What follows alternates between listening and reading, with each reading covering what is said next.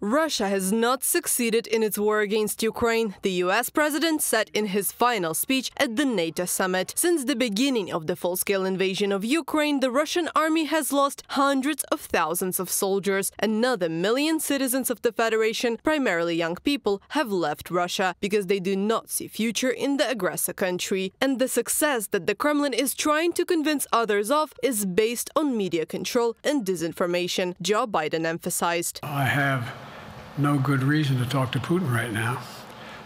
There's not much that he is prepared to do in terms of accommodating any change in his behavior.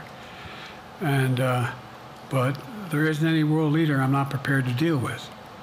But I understand the generic point is Putin ready to talk? I'm not ready to talk to Putin unless Putin's ready to change his behavior.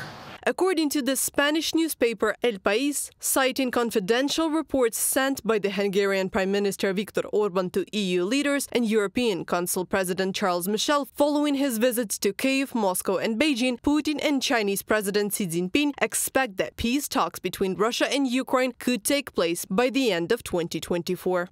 The EU has reached with anger to Viktor Orban's visits to Putin and Chinese President Xi Jinping, which the Hungarian leader calls a peacekeeping mission towards Ukraine. This has forced the Hungarian Prime Minister, who holds the presidency of the Council of the EU, to answer for his recent meetings in Moscow and Beijing, into confidential reports from the publication in El País. On the eve of the NATO summit in Washington, Putin announced that Russia would cease hostilities if Ukraine withdrew its troops from Donetsk, Luhansk, Kherson and Zaporizhia regions and abandons its plans to join NATO. Also, Western countries, according to the Kremlin's dictator, must lift sanctions against Russia. Volodymyr Zelensky stressed that such ultimatums are absolutely unacceptable for Ukraine. The world will not agree to Putin's conditions, the NATO Secretary General has said.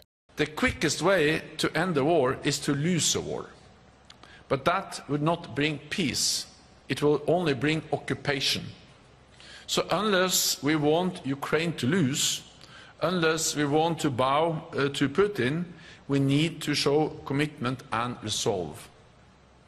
The more credible and enduring our support, the quicker Moscow will The lifting of restrictions on Ukrainian armed forces strikes on Russian territory is of fundamental importance for Ukraine's victory. This was one of the central topics at the NATO summit in Washington. If we want to win, to succeed, if we want to preserve our country and protect it, we need to remove all restrictions. I spoke about this with my partners, with the Prime Minister of Great Britain, with the President of the United States, and with the Secretary General. I have raised this issue with everyone. The Pentagon has confirmed that Ukraine can use the weapons provided by the USA for self-defense when Russian troops shell Ukrainian territory across the border. Kyiv, on the other hand, is seeking permission to hit military targets deep inside Russia. First of all, we are talking about launch sites of missiles of various types and aircraft that carry them. Reported by Anastasia Tarnavska, Christina Dombrovska, UATV News.